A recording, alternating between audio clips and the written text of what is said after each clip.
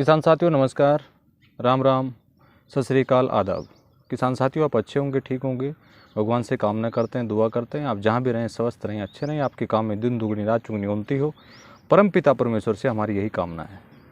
किसान साथियों काफ़ी पिछले कुछ महीने से लगातार हमें सुनने को मिल रहा था कि आप हर चीज़ पर वीडियो बनाते हैं, लेकिन रूफ गार्डनिंग के ऊपर या छत पर फार्मिंग के ऊपर या हम जो किचन वेस्ट हमारा होता है उसको डिकम्पोज करने के ऊपर या हम जो छत के ऊपर फार्मिंग करते हैं उसमें क्या क्या न्यूट्रिएंट है उसके ऊपर आपने कोई भी वीडियो हमारी नहीं बनाया। तो उस विषय पर आप थोड़ा सा इस चीज़ को बढ़ाएं ताकि हम भी इसका बेनिफिट उठा पाएँ।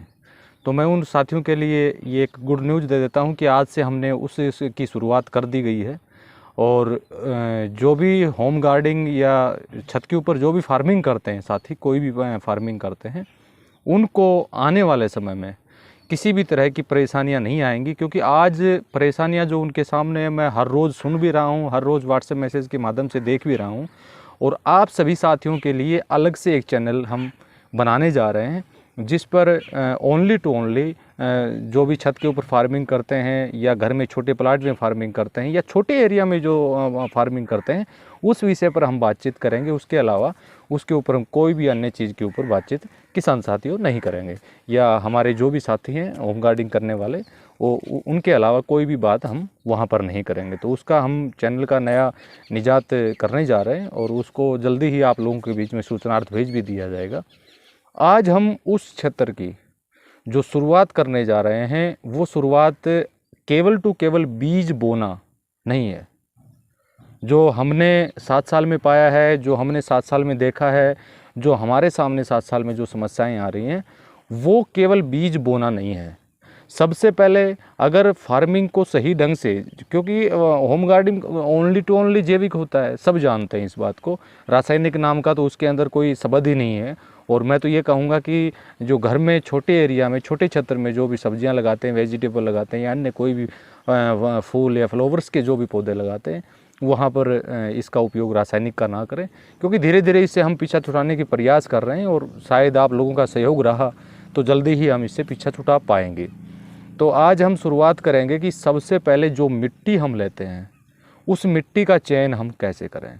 क्योंकि अगर मिट्टी का चयन अगर आपने सही ढंग से कर लिया, जो गमलों में आप भरते हैं या वैसे आप देसी तरीके से गमला बनाते हैं या छोटी छोटी दीवारें बना के आप वहाँ की क्यारियाँ बनाते हैं छत के ऊपर, जो मैंने काफ़ी जगह देखा भी है।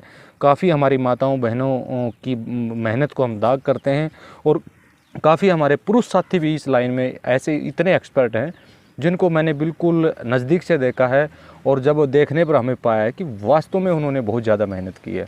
लेकिन उस मेहनत को पीछे अगर हम मुड़ के देखेंगे कि वो मेहनत कैसी हुई, कैसे उन्होंने इतना अच्छा शेड्यूल तैयार किया और उसको एक रूप दिया, एक शेड्यूल तैयार करने के बाद उसको एक रूप दिया, वो एक सबसे बड़ी अपने आप में महानता होती है। तो आज उसी विषय पर हम बात करेंगे, जो मिट्टी हम लेते हैं वो मिट्टी कैसे होनी चाहिए। चाहे वो आप गमलों में डालिए, चाहे आप उनको छोटी क्यारियों में डालिए और चाहे आप उनको किसी अन्य तरह आप डालिए जहाँ पर बीज आपको लगाना है, तो वहाँ पर जो मिट्टी लें वो मिट्टी कैसी होनी चाहिए। उस मिट्टी को मैंने मेरे 7 साल के एक्सपीरियंस में 3 भागों में बांटा है। पहला भाग, आपको 50% हिस्से में वो मिट्टी लेनी है जो हर जगह आपको उपलब्ध है, यानी आपके पास जो भी मिट्टी मिलती है वो मिट्टी आप ले सकते हैं 50%।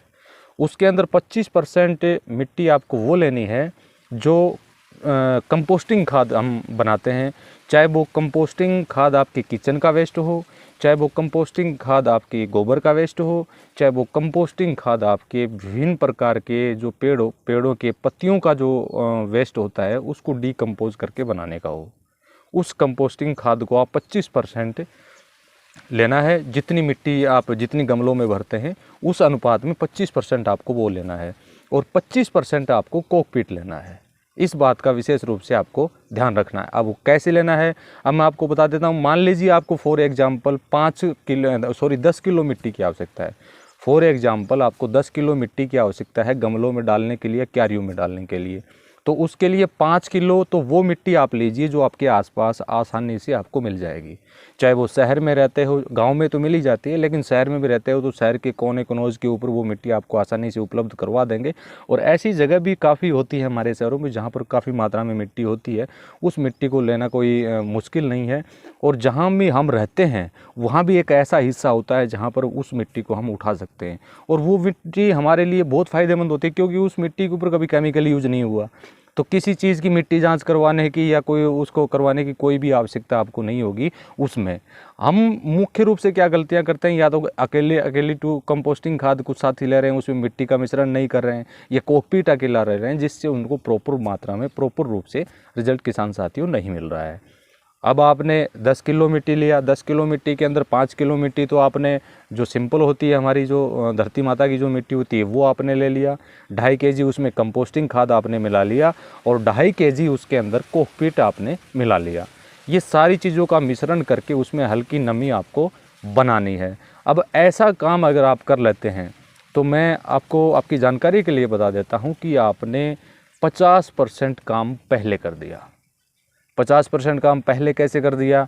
क्योंकि उसमें बाद में आपको न्यूट्रिएंट जो देना होता है या कुछ भी अन्य भी जो भी उत्पाद उसमें आपको चलाने होते हैं, वो 50% आपने पहले ही दे दिए।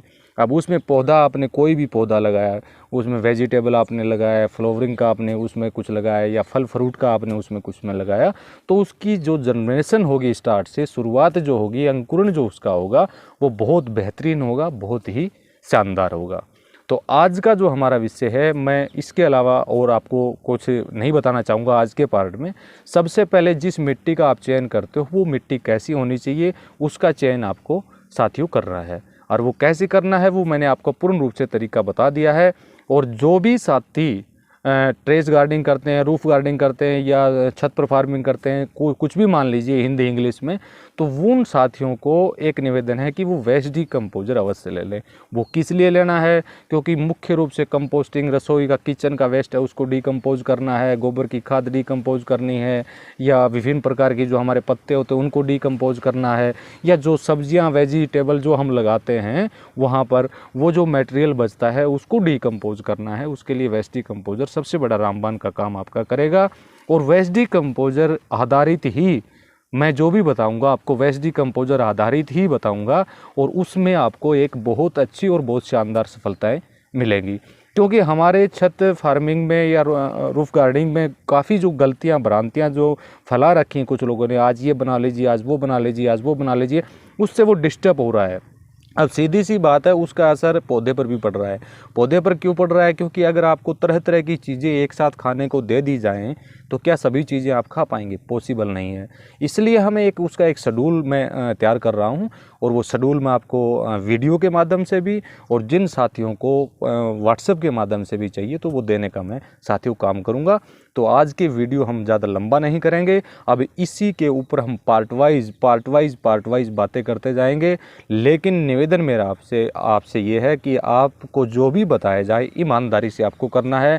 रिजल्ट ना मिले तो मैं स्वयं आपके वहाँ आऊँगा, उस बारे में आप बेफिक्र रहिए, और आपको रिजल्ट लाकर हम दिखाएंगे, ये वादा आपसे साथियों करते हैं। तो आज से हमने आपकी शुरुआत कर दी है, और मैं कोशिश करूंगा कि इसका एक नया चैनल बना के मैं आप लोगों के बीच में जल्दी भेज दूं, ताकि उस पर जो भी बातचीत हो, जो भी आपके सवाल जवाब जो हों, वो आप इसी से संबंधित हों, और वीडियो जो भी हों वो इसी से संबंधित हों, ताकि अन्य जो हमारे किसान साथी हैं जो काफ़ी लंबे समय से हमारे साथ जुड़े हुए, वो इस मामले में डिस्टर्ब साथियों ना हो। तो धन्यवाद, नमस्कार, राम राम, जय हिंद, जय भारत।